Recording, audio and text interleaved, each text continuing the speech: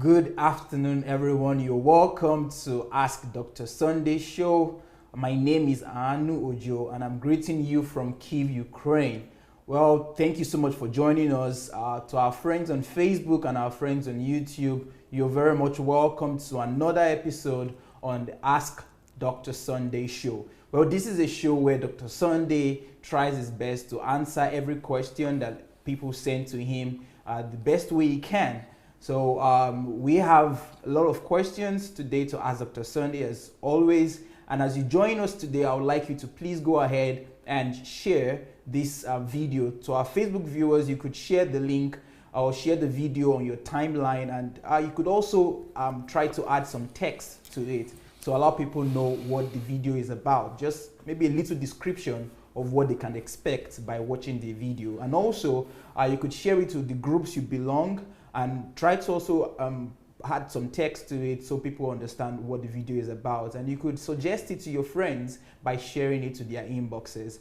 This will be very good because a lot of questions will be asked and Dr. Sunday will be answering those questions, and perhaps his answer to some questions might give answers to some people who maybe they didn't even ask it. So it would be good if we can share it. And also to our YouTube viewers, you could share it on other social platforms that you belong to. This is Ask Dr. Sunday show, and this is that special show where Dr. Sunday answers every question and any question that is thrown at him.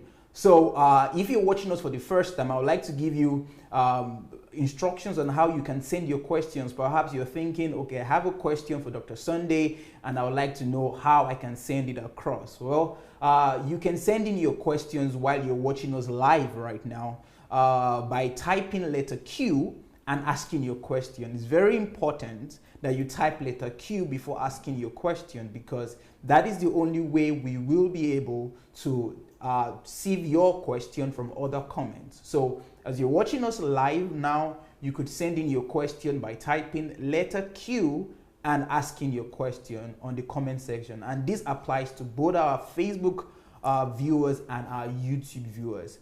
And also, if you would like to be anonymous and you don't want to ask your question online, no problem. We have another opportunity, another way you can send in your question. You could just go to Dr. Sunday's blog, which is sundayadelajablog.com/ask.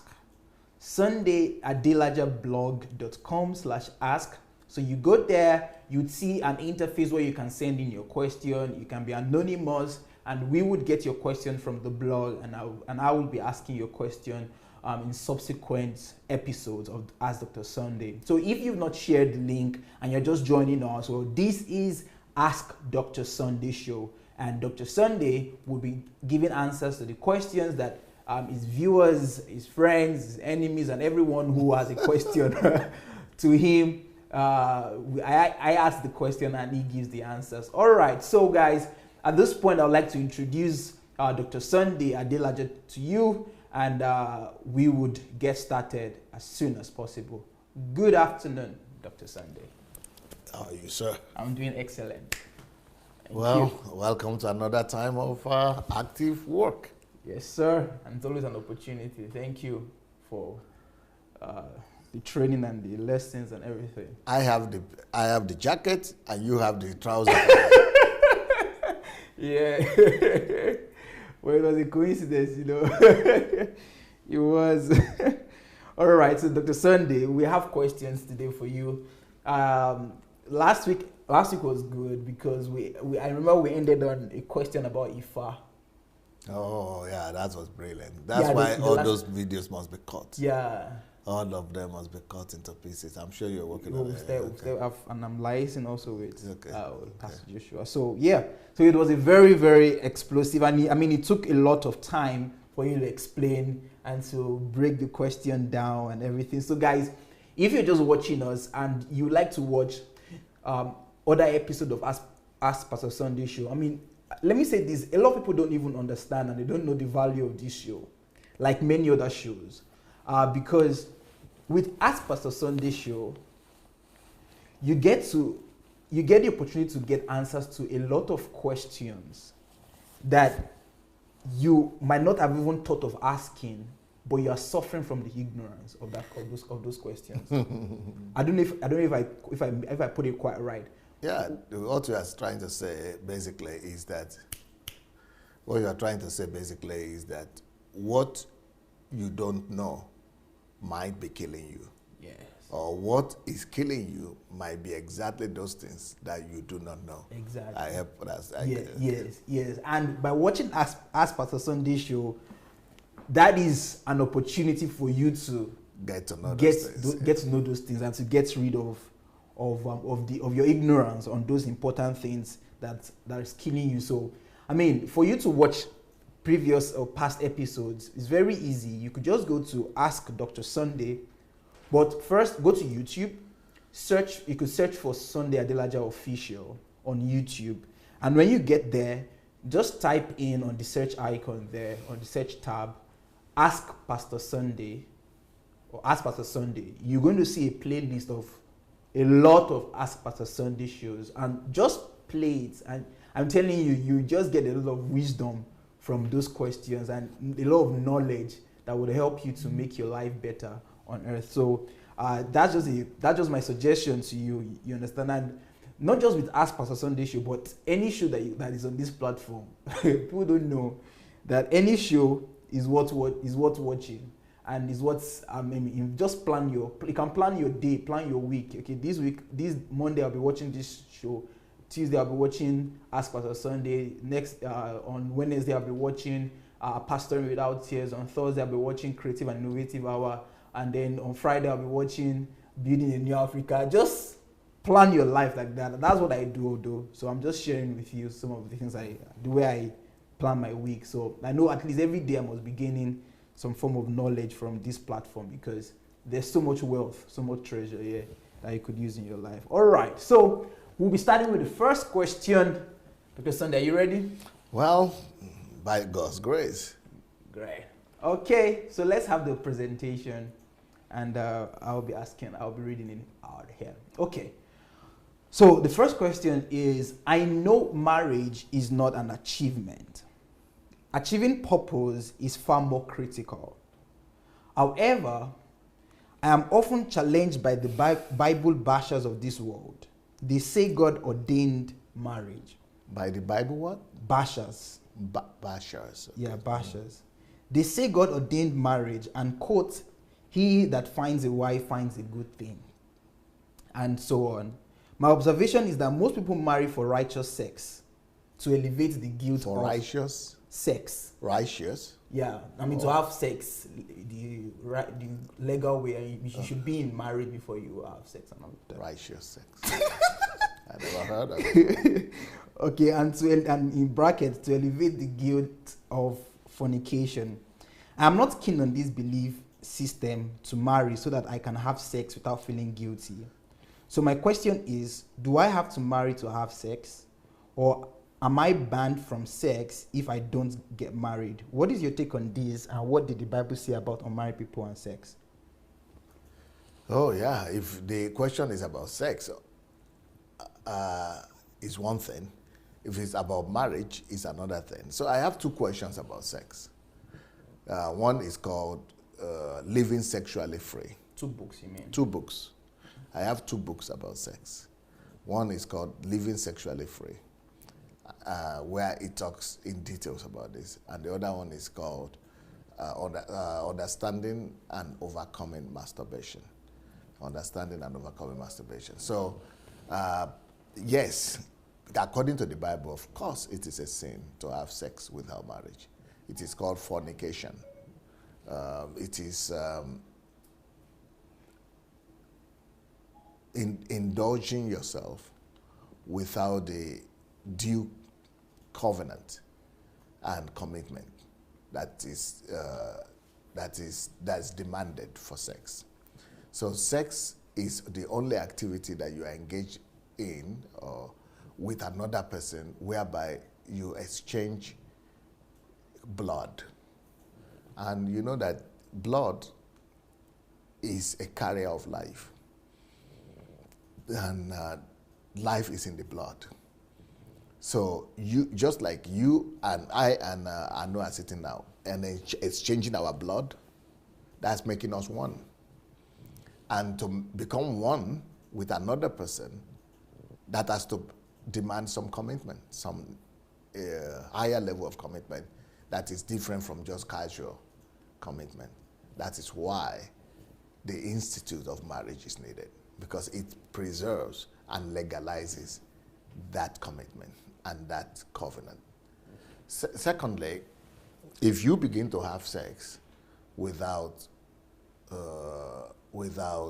marriage, you must know that sex carries along with it emotional implications. So let's say for the man, no, but for the woman, it does. For the man, sometimes yes, sometimes no, but mainly we could say no. But for the woman, it carries emotional, most of the time, emotional implications. So if you are dating a lady and you are just sleeping with her without any commitment, she's going to be attached to you. And if you are just going to say, okay, you can sleep with anybody because it's legal, so you are sleeping with her, with another one, with other one, fourth one, fifth one, you are making so many people to cry and to be traumatized just because you wanted to fulfill your own demand and your own, your own desires. So at the expense of your pleasure, there will be devastation. So you will be devastating others just to pleasure yourself, and that is wickedness. That is treacherous. So that is why, yes, sex is only legitimate and accepted inside a legal frame. That legal frame in our culture and all over the world is called marriage. Now, the way you come across that marriage is another discussion. But yes, sex is only legitimate in marriage. Now, is therefore marriage only for sex? No, marriage should be more than sex, because marriage is a whole more holistic thing than sex. Sex is only about 5% of marriage. So 95% of that things are happening in marriage that are much more than sex. So that's why marriage should carry a higher responsibility. What about people who are marrying and wedding for sex? They are not smart, they are not wise.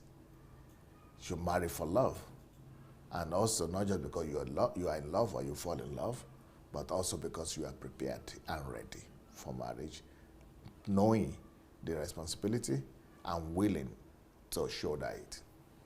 Wow. All right, thank you, Pastor. If I'll just a little follow-up on the question, because your explanation really focuses on us, and it's as though God really is not even so much in the picture of it, because everything you've said has to do with the man, the woman, and I mean it also applies with what the scripture says, that who fornicates sins against his body, right? But then, what would you say to someone? That is exactly God. That and is God's view. What I said is God's view. Yes, yep. yes. So why do you say it's not? But I'm saying that God? you know, most times they use sin like sex and they say that it is God that is mad against you, and God is going to maybe punish you.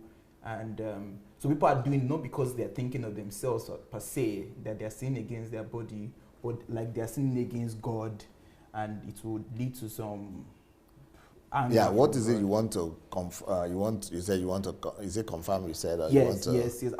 I'm going to get there. Okay. Yeah, so now the follow-up question I want to go on it is that, now let's say a lady perhaps, because speaking of the emotional part that you talked about, ladies, so let's say a lady who understands all of these emotional attachment things that comes with sex, and she's been able to build herself in such a way that she has built a boundary that she wouldn't be emotionally attached to the person that she's going to have sex with. Yes. And she understands the place of confidence, and she chooses to just be committed to one person. Mm-hmm. I mean, although they're not in marriage, but she just says, okay, this is the guy, I like him, I love him, although we're not married. And I understand that there's exchange of blood, I understand there's emotional attachment, but I'm above all of those things. Yes. What will you say to that kind of person? A lady could take that decision, and a lot of people are taking that decision on a daily basis. But then she has to also be aware that even though that is her decision, but she could not be able to ever take decision for the man. Because when there is no commitment, even though there are still a lot of people who are in marriage and are still having sex outside, but at least you know that your relationship is defined. So if he is having sex outside, he knows that he's doing something wrong. But in this case, when you don't have any commitment, any legal or the defined boundary and commitment, the lady should know that the man will be probably, most likely, will be free, even psychologically, to be having other women as well and other relationships. So if she will also be willing to cope up with that as well, I don't know. I should be asking you that question. Well, in case you want to assume perhaps that she does not have a problem. She does not want to marry as such. Oh, she doesn't want to marry. So why is she in a relationship? Just for sex. For sex or for relationship. Yeah. So let's say she says, "I don't care. Let him be having as many women as he wants." That is okay, but she must also know that that is her decision, and that decision is carrying also consequences, even though she is not against. So we should always know something. When the Bible instructs something and tells us that's one thing or the other is bad, this is not because God is jealous, and this is not because God doesn't want you to do something. It doesn't have any pleasure in restricting you. It's just trying to keep you from yourself, from killing yourself, from harming yourself, from destroying yourself. So it is our best interest that God has at heart for telling us to do something or not to do something. So, but whenever you take a decision that you don't want to do something, then also be aware that there will still be consequences. Because anybody that sins, he chooses to sin. So just like the lady that says, okay, so that means she'll be willing to see another girl come to push her away from where she is and say, he is mine. And then he will not be able to defend her, or she will not even have any legal stand and right to defend herself. Then number two, she should also be willing to discover that there will be 3 or 4 or 5 or 10 ladies like that. Because for a woman, for a man is polygamistic, or what they call it, is it? Yeah. Polygamistic in nature. Yeah. So which means man has the ability to sleep with and have relationship with as many women as possible. He doesn't even feel it. He has to restrain himself not to do that. But for women, it is moralistic. It's not natural for a woman to have multiple relationships at the same time. So, so she should be ready for that. But apart from that, she should also be ready for consequences of diseases and sicknesses. She could say, I'm also ready, but still, there will still be consequences because she will be, suffering and feeling the deprivation and the assault and the abuse. Even when a man and a woman are married legally, let me tell you this.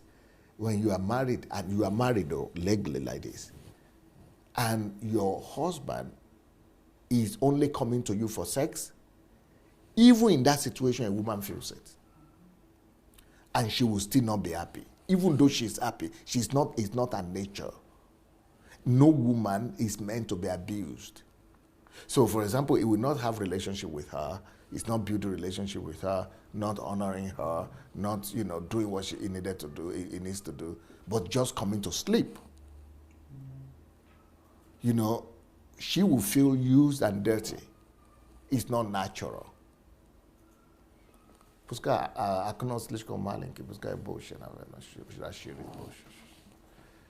it's not natural. And when God says it's not good and it's bad, believe me, It is wisdom to just believe God, because the fear of God is the beginning of wisdom. You might not know, have all the explanations, but at the end of the day, you will discover that it is huge wisdom. That's why I would advise everybody to read this book, Living Sexually Free. It will tell you all from every quarter of it, why and how to live sexually free. Thank you so much, Pastor. Thank you. Well, guys, this is Ask Dr. Sunday's show.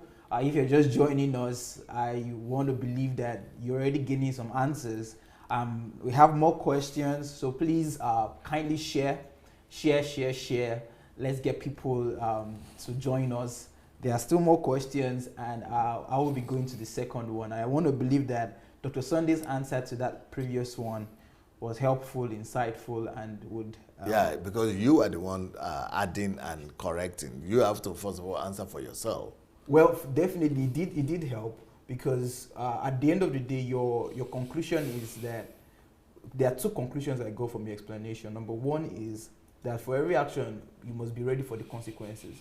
Even if you are saying you're the one deciding, but just know that you will get consequences. So Yes. get ready for it. Yes. Either you know the consequence now, or you know the details about what will happen to you or not. Just know that there will be consequences for your action. Yes. And then the second one is with the wisdom of God, that if God says that you shouldn't do this, it's not because he's trying to be wicked to you, but he's trying to save you from yourself, and there is And wisdom to protect you. and protect you. So there's wisdom in it. So the best thing is just to follow his wisdom, and maybe over time, in retrospect, or while you're in it, you'll begin to discover the wisdom in it. So Yep. those are the two things I got from that. All right, let's go to the second question. DSA, I know you to be very vocal with Nigeria's politics, especially how you campaigned for Buhari last election. Sir, why are you silent now? Secondly, I have watched all your interviews with the presidential candidates.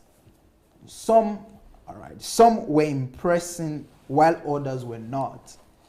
I believe you are aware of the emergence of Atiku Abubakar as the PDP candidate and the endorsement he got from Obasanjo. What do you have to say about all this? Is there really hope for Nigeria? Thanks. The person said, I'm very vocal. So as a result, does the person want to tell me that I've not been vocal enough about that? You know, can you try to clarify that for me? Try to find out what he's trying to say. Well, Does that mean that I've not been vocal enough? what he's saying is that why are you silent now? Maybe perhaps because the Buhari's... Am I silent? Buhari, That's going to be a revelation. no, for me. I don't want to believe you're silent. However, maybe his silence that he's expecting, or the what he's expecting you to say, is that because putting it very close to Buhari and juxtaposing it with your campaign for Buhari's last election, Yeah. and then Okay, in comparison, in it's like I've been comparison, silent. it's like because you were everywhere for Yes. the last election, but now the Yeah. election is close and you're not putting so much intensity as you Okay. were putting for the last one. So maybe that's what he interprets. Okay, as then I would rather read the question myself. DSA, I know you to be very vocal with Nigeria's politics, especially how you campaign, comparison to how you campaign for Buhari last election. Yes. Sir, why are you silent now? Okay, maybe in comparison, you could say I'm silent now, especially when you compare to how I was very active and vocal last time in 2015. In 2015, the destiny of our nation was at stake. Number one. Number two, in 2015, the options we have was either for Jonathan to continue or for somebody else to take over. That time, with the way the country was being run, it was, the country was going to, if Jonathan had won that election, the country would have fallen apart now. There would be no Nigeria. Or if there is Nigeria, it will only be like Venezuela. If you know what is happening in Venezuela or Yemen, that is what would have been happening in Nigeria right now. So one of the greatest decisions of our country is the fact that we campaigned against the re-election of Jonathan. Now, there are some people who don't understand that and who are rather blaming us or blaming people like me who campaigned against Jonathan and saying that we are to blame for what is happening right now. Now, let me tell you something. Those people, if they will know the facts, they should rather be thanking God and praying to God for God to bless all that campaigned for Jonathan not to be re-elected, if they know what we know. But if they don't know what we know, and they think that, or if they think they know, and they are still saying that Jonathan was going to be better than Buhari, I believe that such a person doesn't have conscience, doesn't have the fear of God, and doesn't even have the love of Nigeria. Those people are mainly people who love themselves more than they love the country. They love themselves and their pocket and their gain, what they are gaining from it, than what the nation or the destiny of the nation. You know, even people who served under that government themselves knew that no way. I mean, can you imagine a government where by all the budget was going to pay salaries, and even was going to, we don't know where it was going, even to pay salaries, they were borrowing to pay salaries. That was back since then. Can you imagine a government whereby it was, you know, 1 barrel of oil was $140, and the budget now, when for these past 3 years, when this Buhari has been here, is bigger, almost double of the budget when the money was, when the income was 3 times higher, and the budget now is 2 times higher than where was the money going? So there is no option in that one. I needed to campaign, and if you look properly, I think, I don't know if I have the list of, somebody was complaining against me and other people and saying we put Nigeria in this trouble, and the person got a list. I don't have it. The person got a list of Nigerians that were said to have campaigned against Jonathan. That it is those Nigerians who put the country in this kind of problem. And that list, if you look at that list, you will see that they are the most educated and the most progressive Nigerians ever. And for somebody to now say, oh, okay, wisdom failed, it's just because those people missed it, that's why Nigeria is having the problem that we're having. I'm sure some people are trying to tell me that, no, but see where we are right now. I'm going to talk about where we are right now, but I'm going to try actually and get the names, because by the time you see the names of these Nigerians that they said, you know, put us into trouble, you will discover that these Nigerians are not foolish at all. They are probably one of the best Nigerians you ever come across. And I'm in that list, and I'm proud of it. And I'm ever going to be proud of the fact that, yes, I was one of the people that worked hard and hard for Jonathan to be removed from that place. Jonathan doesn't have any business being in that place, especially after I've met with him myself. And I met with him, and after meeting with him twice, I came to the conclusion that that guy is clueless. I mean, no, let's just leave Jonathan alone. Now, let me answer your question, because that's the one you want me to answer. I think I got the names now. Okay, let's come and see the names of these Nigerians that they are accusing for imposing. And the thing the person is saying, look at the language he's using here. They compile the list and say, here are some of the most prominent names that helped send Buhari to Aso Rock. So they got the names here. Dr. Obi Ezekwesili. No, that Obi Ezekwesili now is against the same government that she helped to put in place, all right? And they are all denying it. And they're saying, no, we didn't do it. We just fought against Jonathan, but we didn't impose Buhari. But Aib said I didn't just fight against Jonathan, but I campaigned and I imposed Buhari, and I'm happy I did. But later on, I'll tell you one of the other reasons why. So Fela Dorotoye, he himself is running for presidency now, and he's saying that, no, I didn't campaign. They are all denying it. But I am not denying it. I campaigned, and I'm insisting that that's one of the very best things that we ever did. Let's look at the other people. Atiku Abubakar, all these three people are running against Buhari right now, but they all campaigned against Jonathan. Why? Because they knew that Jonathan couldn't have continued. Then Omoyele Sowore is here. He's also denying it. No, I didn't campaign. I was never against. Because they are all denying it because they want to be elected now. They don't want to have associated with this present government. I say, no, I never campaigned. No. But this record is there. And I think they should all be proud that they did. Look at the other one that campaigned, Donald Duke. All these people, they are presidential. All of them are presidential. Every name I've read so far are presidential aspirants, and they all campaign for Jonathan to be removed, and they campaign for Buhari to be in his place, brother. So, and I'm not denying that, but the reason why all of them are denying is because they now want to be elected themselves. Look at the next person that campaigned for Buhari to be there, Chief Obasanjo himself. He campaigned for Jonathan to be removed and for Buhari to come. Now, somebody will say he has changed his mind. We'll go there later on. Then the next one is Professor Charles Soludo. Tell me who is foolish out of all these names. No. I mean, you rather tell. I would rather ask you for the list of people who are greater than this one, or who are not, who are better than this one. So for you to, okay, let's keep on going. Then the next one that campaigned for Buhari to be there is Tunde Bakare. Then Sunday Adelaja. And if anybody that has listened to Sunday Adelaja very well, you know that I'm not as foolish as people think. I am not foolish at all. I know a lot that people might not be giving me credit for. And I surely know one or two things about Nigeria and how nations should be governed.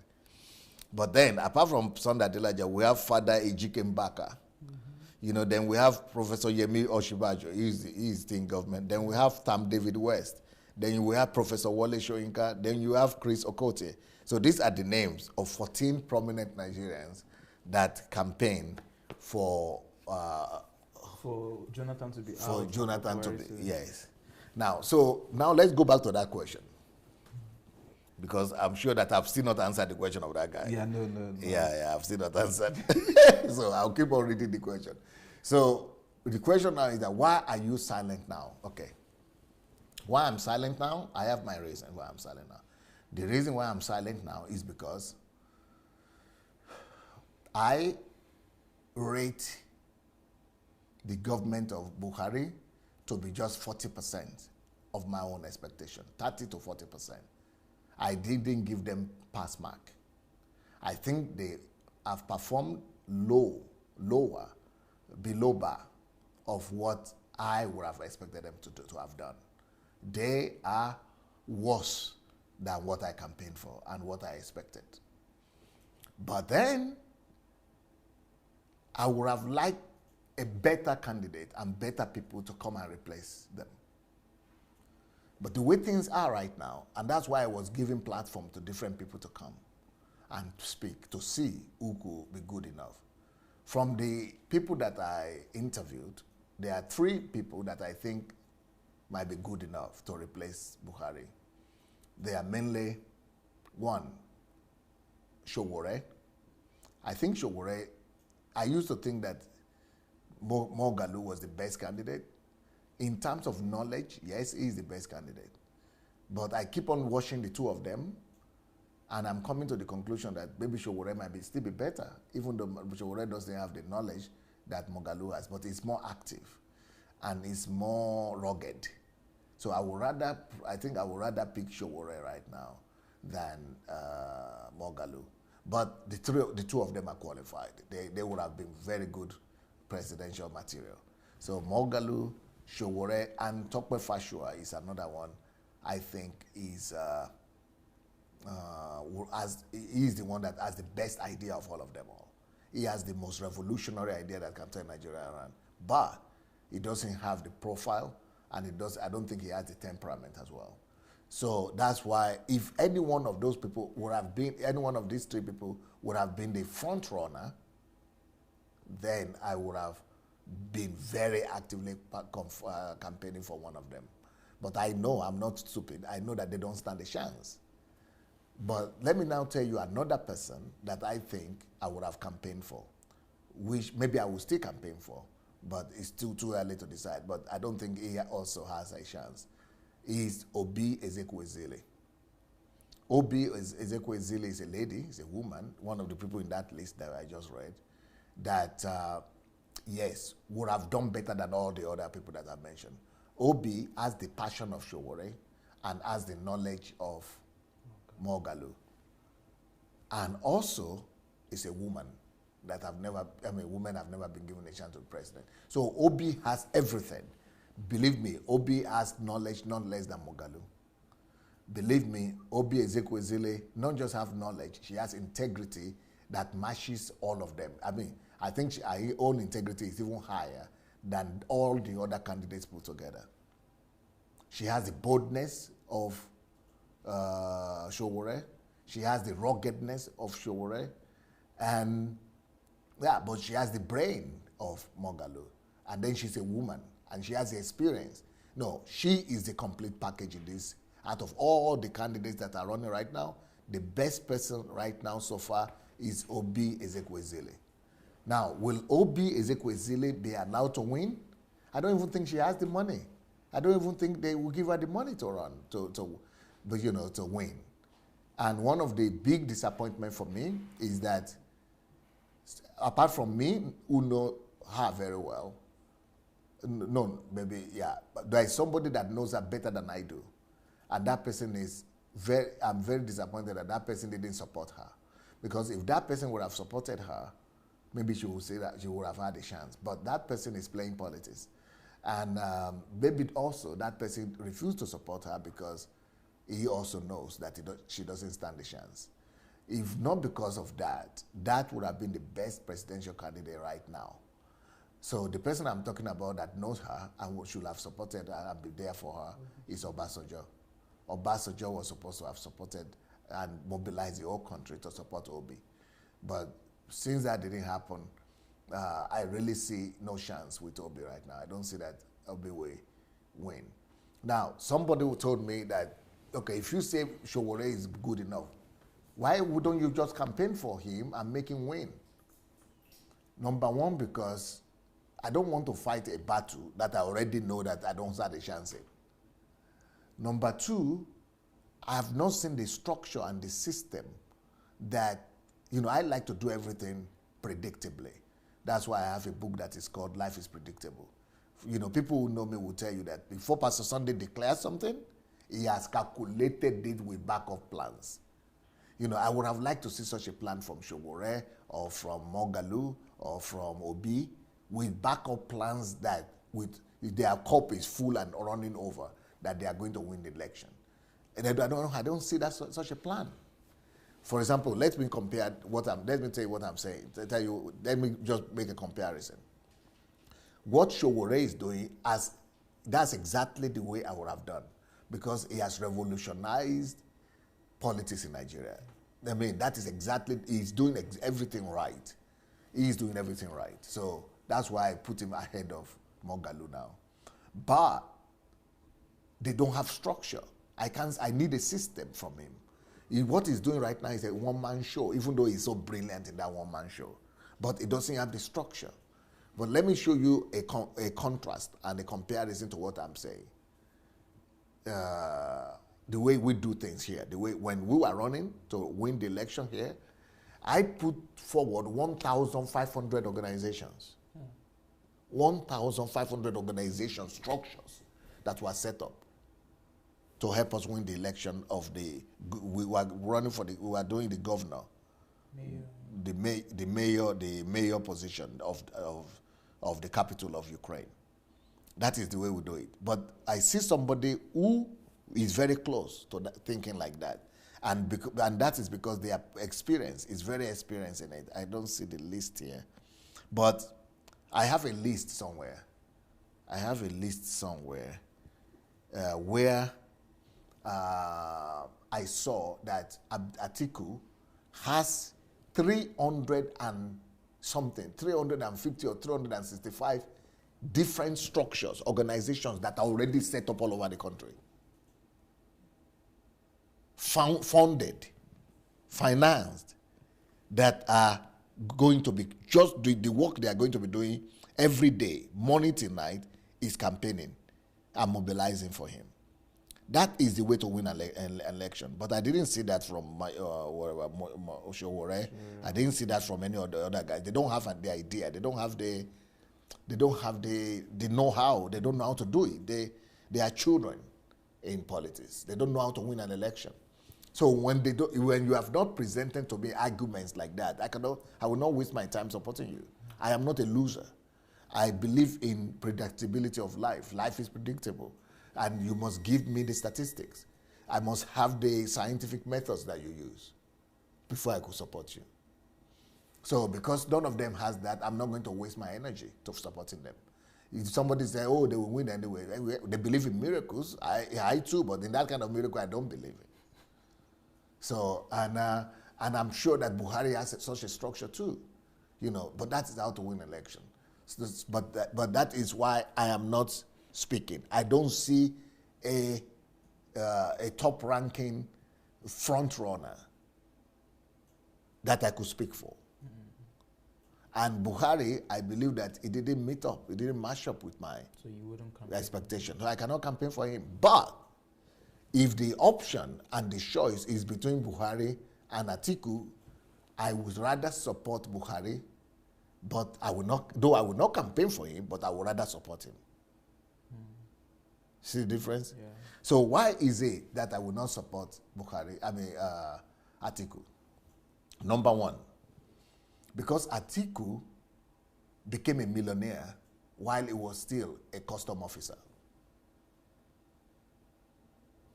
Tell me in Nigeria, anybody who comes from Nigeria and tell me that custom officers are not corrupt, even if you are not a millionaire. But for you to become a multi-millionaire in dollars as a custom officer, and you said you got, is that from your salary? Definitely. Who pays, what government pays that kind of salary? Definitely not. So I don't need to be told anything else. I think myself. So for me, I have my conclusion about Atiku. That is number one. Number two, if you are a sitting vice president and the international government are chasing you all over the world, America is chasing you, they want you to be repatriated, just like Ala Messiaga or whatever is there. Alai Messiaga or whatever. Yes, the it's the same kind of guy. So that one, I'm not foolish enough for the whole world, America, to be saying you cannot come to the country. They even looked at his case in the Senate, in the Congress. And his business partner in America is a congressman. Was put in jail. He's still in jail till today. That's why he cannot go to America. The case is in Congress. Go to the United States Congress and type Atiku. Abubakar Atiku, you will see official up to today his case is still there. So am I foolish to that extent to be able to elect that one? So okay, that's number two. Number three, some people say Obasanjo is corrupt. Okay, if Obasanjo is corrupt, let's assume he's corrupt. But when they were together, Obasanjo and him. Even the corrupt Obasanjo was shocked at the level of corruption of Atiku. And he had to write a book. He had to, we wanted to actually impeach the guy when he was still there because it was an embarrassment. The way he was corrupt, his own was another level. Number three, up to today, one of the reasons why we don't have electricity, because it was Obasanjo Atiku's government that spent 16 billion. Even though I don't blame them for that because electricity will cost more than 16 billion. But Atiku has a business that is connected to refrigerator. He's the one importing refrigerator. Generator to Nigeria. Yeah. And that business is what is not allowing Nigeria to have electricity today. And you want to put him as president? Me, I know crazy. Oh, I wanted to say you crazy.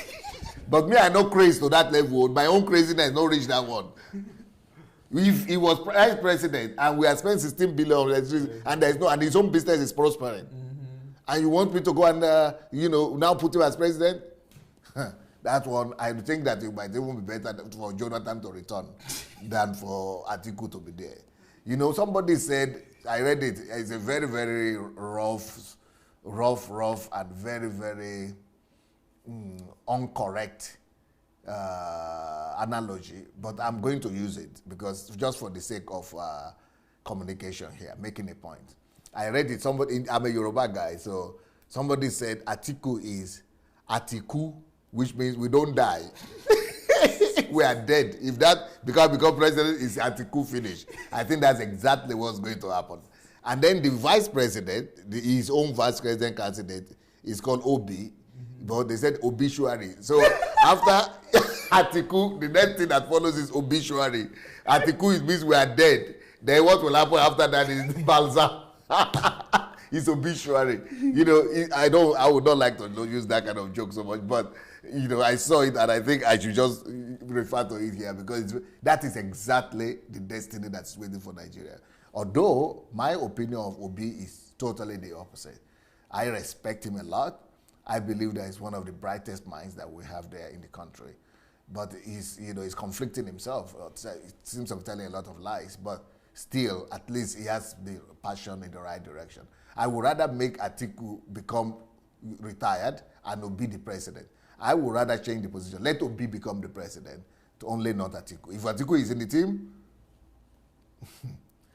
kaput. In fact, I would have been campaigning against Atiku vigorously. He should be thanking his star that I'm not campaigning against him. And the reason why I'm not campaigning against him is just because of Buhari. His only competitor also is not very impressive. Otherwise, I would have been campaigning the way I campaigned against Jonathan the other time.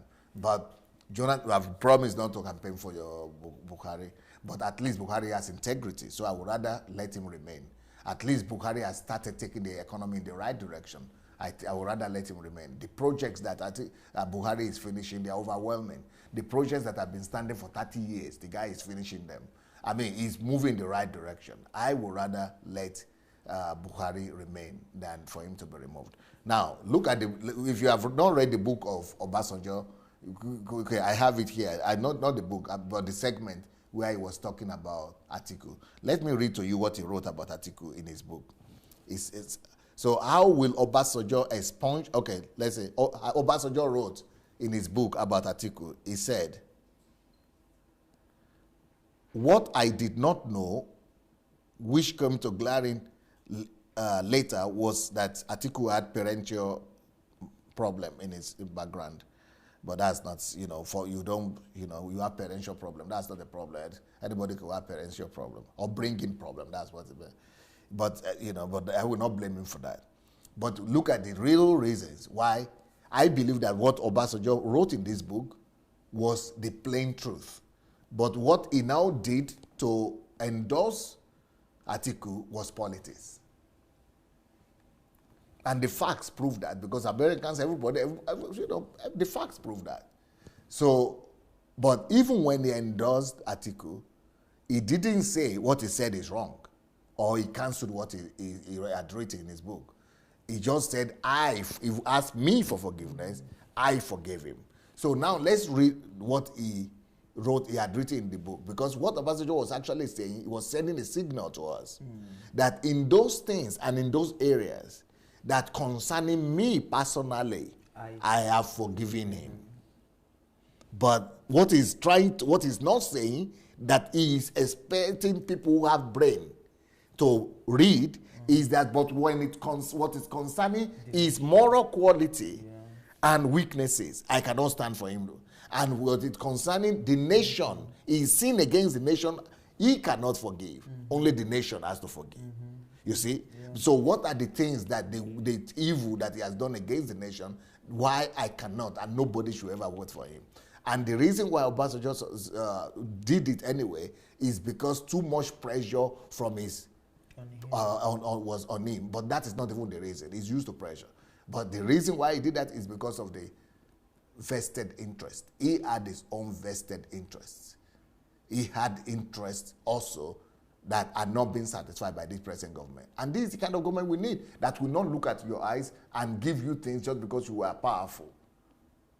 And that because he had his own way of, you know, defrauding Nigeria that has been stopped, and he wants it to continue. And we don't know the agreement that Atiku has given him and what Atiku has promised him. But he has definitely considered some things. Yeah. And promise some things. And that is at the expense of the nation. So I would rather have Buhari to be there than Atiku. But let's see what Obasanjo wrote about Atiku concerning his attitude to the nation, not just to him. He said, Atiku has propensity for corruption. Propensity to corruption. It's just what do you call it? It's just not eagerness. It's just inclined. Is it inclined? An inclination. An inclination to corruption. It's just by all his. How would he not have inclination for corruption? That one, I understand it, because he was a custom officer. Tell me anybody who was in custom officer and became a billionaire there who will not have the inclination or propensity for corruption. That is explainable to me. I don't even need the explanation for that one. Of course, that is understandable because it's facts proving. Yeah.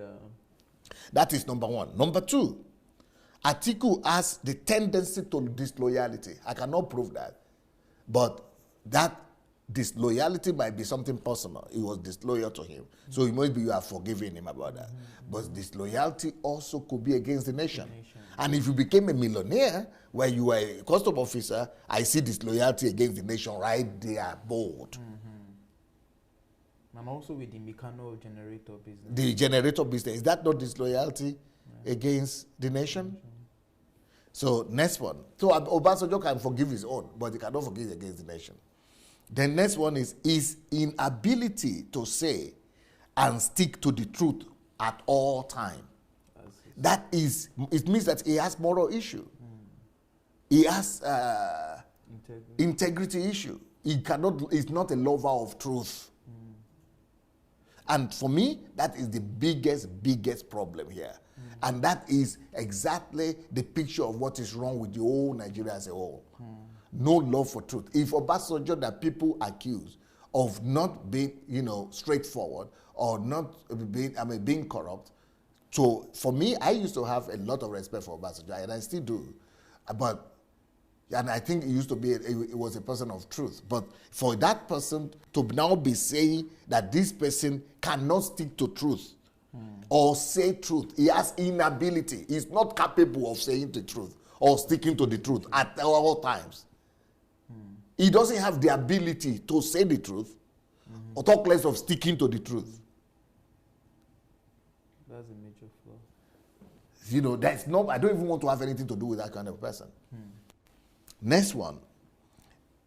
Atiku has a propensity for poor judgment. Now, I've not tried that. I don't know that. I don't have facts for that. But this is his boss saying that. So that he has poor judgment. I even had Obasanjo saying it, that I gave him a lot of work because I wanted him to succeed me. The reason I even put him there as my vice president for him to become president after me. But his poor judgment was alarming. And he was always complaining. He just wanted to be vice president and enjoy the position, but not to work hard. And he was even complaining to him as a president that you are giving me too much work. Too much work. So why are you there? So that is not what I could judge, but that is what he wrote about him. And this concerns the nation. Yeah. If this is true, he cannot forgive this. Yeah. Propensity for poor judgment is not something you can forgive. True. Lack of truth is not something that you can forgive. These are things that will ruin a nation. I wrote a book, and the book is called Why Nations Fail. Or what is it called? Yeah. The Death of Nations. The Death of Nations. The Death of Nations. Why countries fail. The Death of Nations. So the death of nations, in my book, these are the things that lead to the death of nations. Lack of truth, poor judgment, it would bring the death of Nigeria. So I would rather support Buhari in that sense. Then another thing he's writing is, his belief, Atiku's belief and reliance on marabouts. Marabouts, is that not bandits or are they not thieves and bandits? in those, they fall in under the same category. Yeah. So he is relying on mafia, on bandits to resolve issue. Yeah. So, for example, you know, he's going to send people after you. Hoodlums and all that. Hoodlums. I don't know that, if that is true or not, but there's no way Obasanjo could forgive that. Because he's going to be using it against other people to silence his enemies. His lack of transparency. And how many people have listened to Abuja talk to, Atiku talk too much? That you can't see the transparency at all. Even though he's more eloquent than Buhari, but even Buhari talks more than him. Then his trust, Atiku has a trust and belief in money to buy his way out of all issues. That is, he has mammon problem. He's serving mammon, love of money, and trust in money. Corruption, that is what has led Nigeria to where it is right now. That money is the solution to everything. So those are major flaws that Obasanjo cannot just forgive. These things will haunt, they will haunt the nation. They will haunt and hurt the nation if he is elected. Then he says, Atiku is ready to sacrifice morality for the sake of money. That kind of person, these are qualities that doesn't qualify anybody to become president. He is ready to sacrifice morality, ready to sacrifice integrity, ready to sacrifice truth, and even national interest for self and selfish interest. And you will now be saying you forgave him when you are the one who said he is ready for money to sacrifice national interest. Even though, you know, that settles it. Somebody said, oh, but you too got born again now. You were bad before and you got born again. Everybody can change. Yes, I was bad before, I got born again. The grace, but the grace of God did that. I didn't do that myself. Nobody can change himself by himself. You need the grace of God. But the last I heard, I've not heard that Atiku has received Jesus Christ as his Lord and Savior, and he has also received that grace that can change him the way he changed me. I've not heard that. Maybe if there is a news like that, forward the news to me. To know that he has accepted that grace that made him to change and be told, but by human power, nobody can prevail. So these things are damning and too damning for me to now say I will support Atiku. I would rather support Buhari. Let him be. Let him finish his next term. If he doesn't finish, if he doesn't improve, it will be on. He will have to answer for it with his conscience for the rest of his life. But I see that what I feel is that Buhari is going to do much better in the second decade of his of his tenure than the first, and that he will be more confident, because during the time of the best we've ever had in Nigeria after return to civil rule is during Obasanjo regime. But you go and check it. The first 4 years of Obasanjo was worse than this. But the second 4 years of Obasanjo, it just took off. It took Nigeria to a new height. I think the same thing could happen with this man here. But let's see the question. I don't think I've even answered the question to the end. I think you already got to the second part of the question. Okay. Yeah. Read it again. All right. Or you want me to read? Since you said. Okay. So DSA, I know you to be very vocal with Nigerians' politics, especially how you compared, how you campaigned for Buhari last election. Sir, why are you silent now? I think I explained that one. You've answered okay, that. Okay. Then the next question is, secondly, I have watched all your interviews with the presidential candidates. I think I also answered that, right? Yeah. Some were impressing, while others were not, okay? I believe you are aware of the emergence of Atiku Abubakar as the PDP candidate and the endorsement he got from Obasanjo. What do you have to say about all this? Is there really hope for Nigeria? Thanks. If Atiku will come, there will be no hope for Nigeria. It will be Atiku and obituary, unfortunately. It means we don't die and obituary is waiting for us. But time has gone. Yeah. I can't believe it. And I thought I heard somebody ask a question. I don't know if you have it or not, but maybe you ask it next time. Maybe next time. That somebody wrote in my Facebook something. What am I thinking about Buhari? That this is not Buhari. Okay, Yes. yes. Do you have the question? Yeah, it's part of the ones that. Okay, so I want to really answer that question. I am born to answer that question. I am born to answer that question. Oh, I am born to answer that question. But maybe not today. Yeah, because Bio has to cover. Yeah. But I think I'm thorough enough in my answer to this and one. I intentionally wanted you to. You didn't stop there, Yeah. but I will still need to. You will still have to round it up now. Tell us what you got.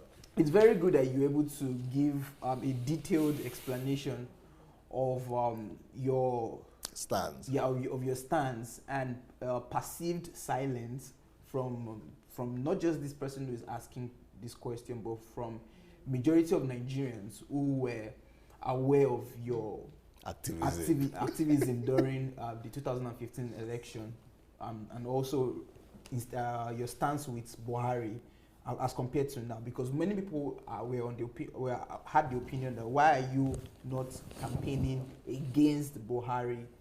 You understand? Because if you were for Buhari, and now that Buhari did not perform, of which you already said that he didn't perform as you expected, so why are you not saying let them kick him out? Yes. Okay, but if you're not going to even campaign against Buhari, so who are you campaigning for? That's another question people were asking. Okay, so you've been having presidential candidates come on your, so who is that person that you're going to campaign for, and why are you not campaigning for that person, which you give substantial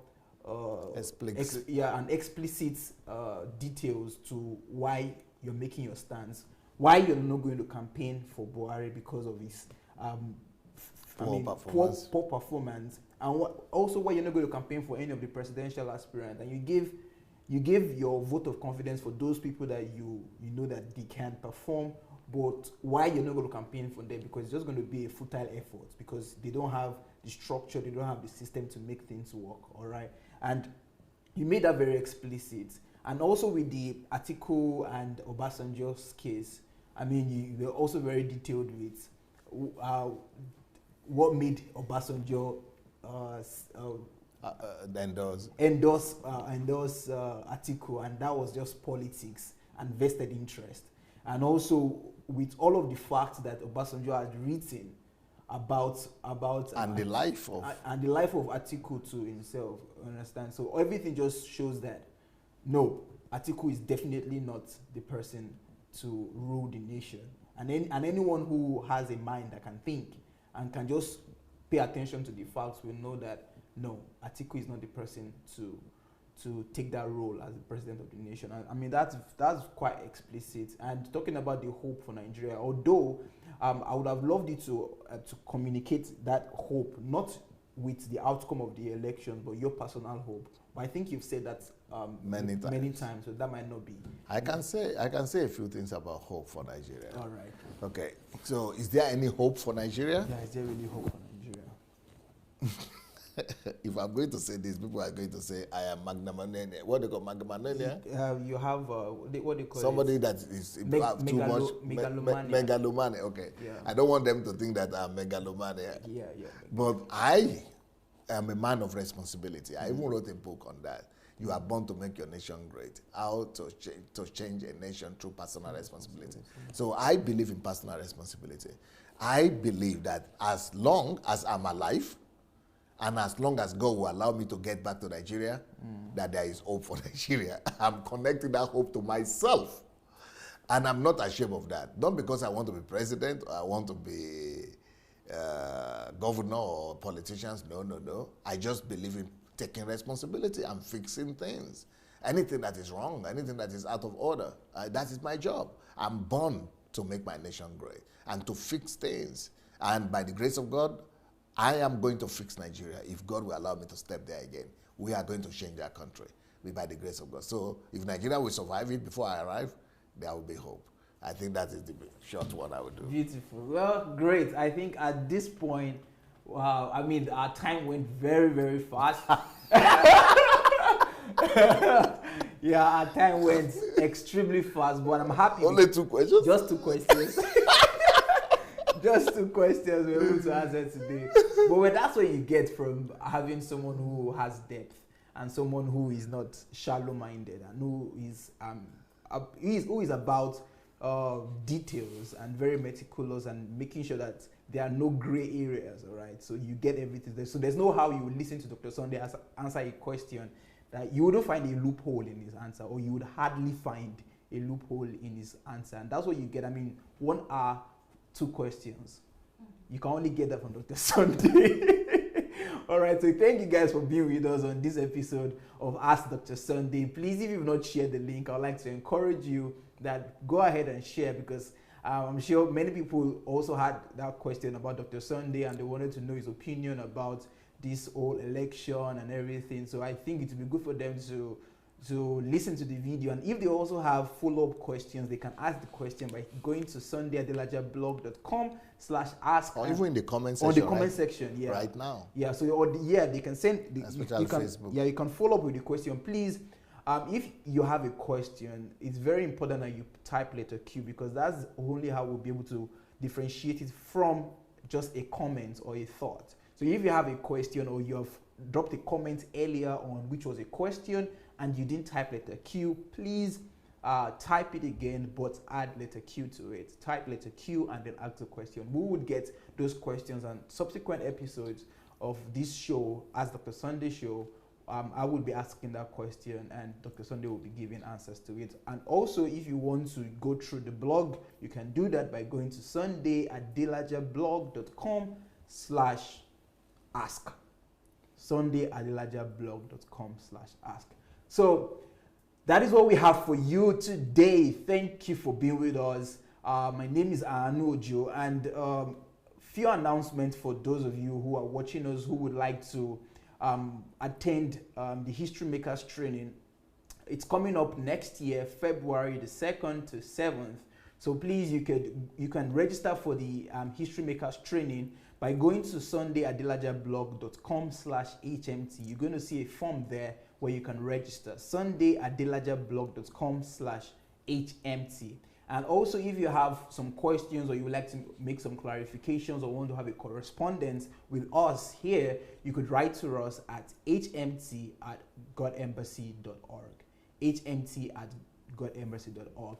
And for me, I would like to say thank you for being with us, and I'm going to hand over to Dr. Sunday to give his final words and any other announcements you would like to make, and we'll call it a day. Over to you, Dr. Sunday. Yes, and there are a lot of books that I've written that might be able to help you. You can read them for free on Kindle Unlimited, or you could buy them on Amazon, or just write to my office here. If you're buying in bulk, it will be more cheaper than on Amazon. Write to dssbooks@gmail.com. If you need to know my opinion about other questions in the future, keep on writing, or write to the inbox, or right here, like he has told you, Dr. Anu has told you, and we'll answer next time. Thank you so much for your time. Peace.